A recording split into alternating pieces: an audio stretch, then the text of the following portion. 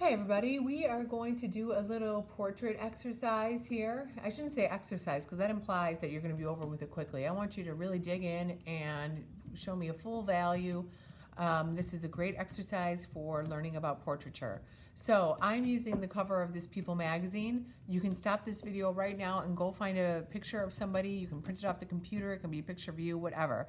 I want the picture of the person to be at least as big as, my hand is probably bigger than yours, but it should take up most of the paper. And I might even do some of this background stuff because it's fun. So while you're looking for things, we've got a magazine cover. I've got a pencil with an eraser, and I'm getting a piece of printer paper, and you're going to need a piece of tape, which I just had. I'm sure you guys are doing the same thing. It's getting so messy, isn't it, you guys? So, first things first, I have to divide this face in half. I can rip it or I can cut it. And I think it's kind of fun to cut it in an interesting way. So I'm doing kind of like a wavy line up the center of her face. There we go.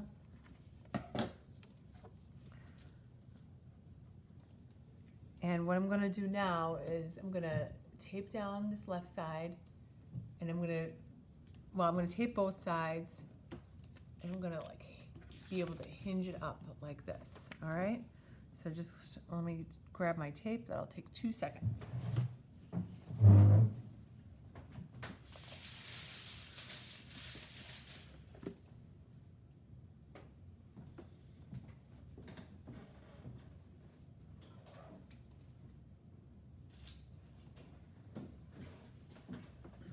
I just had it. I don't know what I did.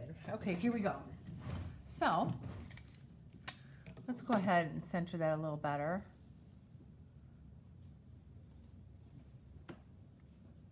Tape that up here.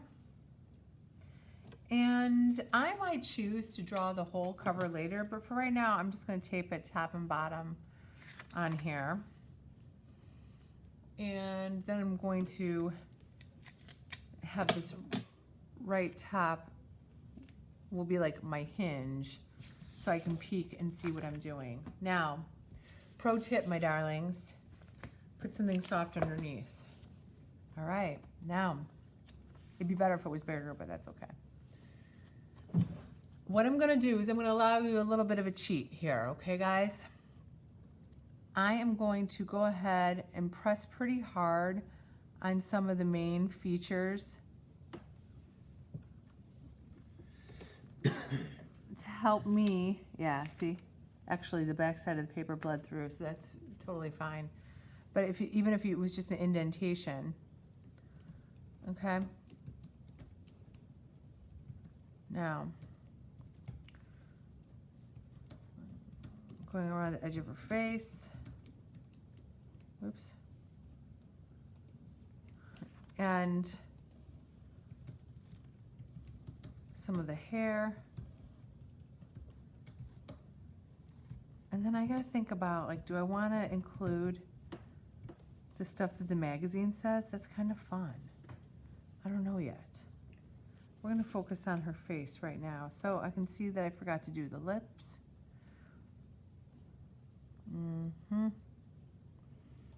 Now, guys, first things first. I need to remind you of a few things. All of us have eyelids. The temptation might be, if you're drawing an eye like this, you're like, well, here she is, here is that, and here are her eyelashes. And to that, I say N-O. You draw the eye like this with the lid underneath. Kind of that shape, right? She's looking, her head is turned, so the colored part of her eye is kind of more over here. And the purpose of our of our eyelashes is not only to be beautiful, but to keep debris out of our eyes, right? So our eyelashes come from underneath the lid, not from the crease in the lid. So if you want to take a minute and practice an eye or two, like I just did, then go ahead. Okay? The next thing that you don't want to do is this. Well, here's her nose. People, and especially not that.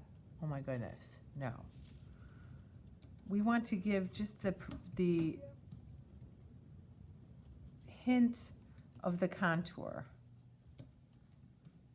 So disregard that eye right now, and we're just doing the nose. So just a little bit. You can always add more. And the same goes for this laugh line. If you say, here's this, and here's this, and here's under her eye, you're gonna have this crazy looking, wrinkly old lady. And she's not that old, people. Actually, now, oh, look at me. Now I'm starting to make something cool. Okay. Same goes for hard outlines of the lips. If I'm drawing a set of lips, let's just assume these are kind of more feminine lips. And here's the bottom lip.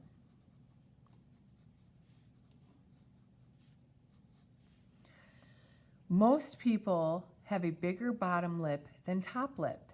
The bottom lip has a highlight because it sticks out more, and the top lip is in shadow.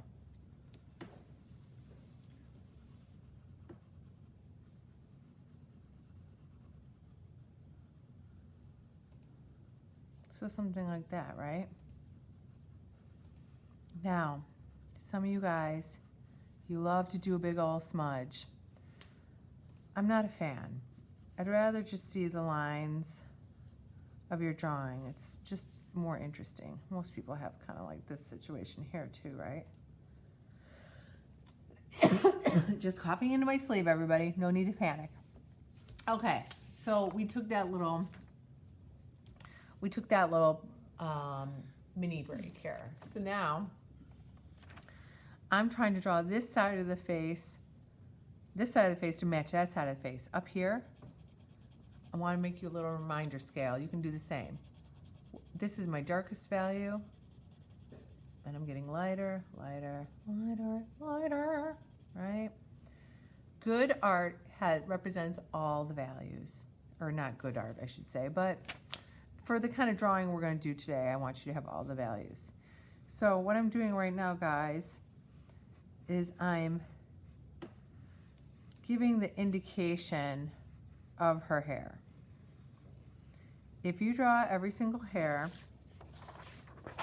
she will look like a crazy spaghetti head. We don't want that. So and of course I can use my artistic license. So when I'm drawing, I'm pressing and then I'm kind of letting up as I go, right?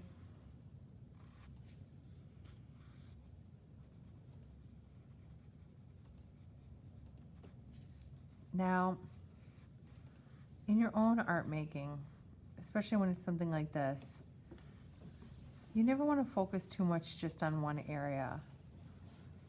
A drawing will emerge as you go. Okay? And I just did some individual eyebrow hairs. We avoid this. Hi, here's my eyebrow. Or, hi.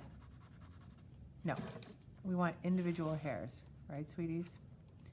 Then, here's my inside lid, top lid. I can always reference back or like that. I'm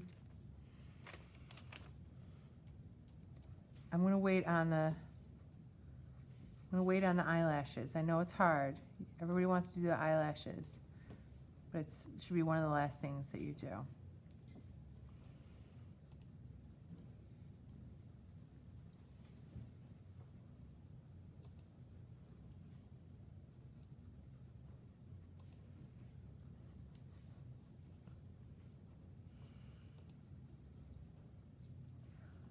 Don't shade in all of the eye. Let there be a highlight, okay? Now, so some of you are probably thinking, that looks pretty good. Oh, wow, she's pretty good. Here's the thing about me, guys. I'm an art teacher. I'm supposed to be good.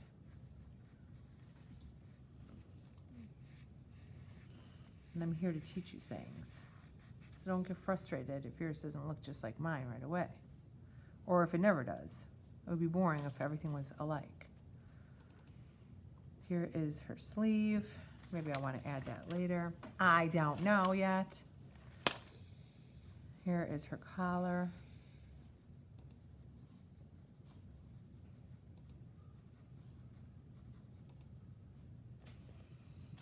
And so this is when you start kind of flipping back and forth a lot.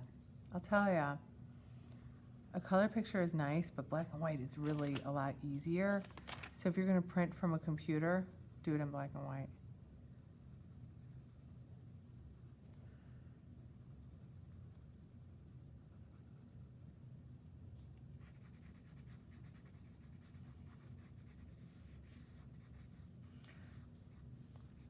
So it's important to let up on the pressure of your pencil to get the illusion of wisps. Wisps. Should we do the letters? I think it's kind of fun.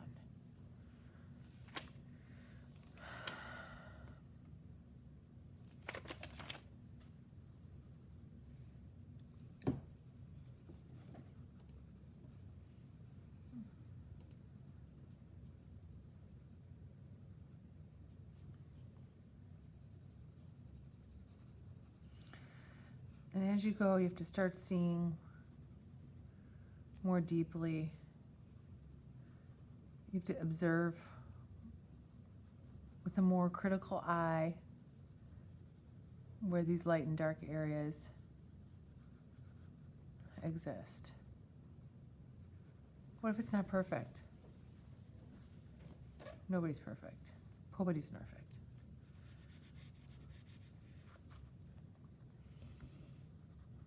I am going to switch to time lapse, and I'll get back to you on this.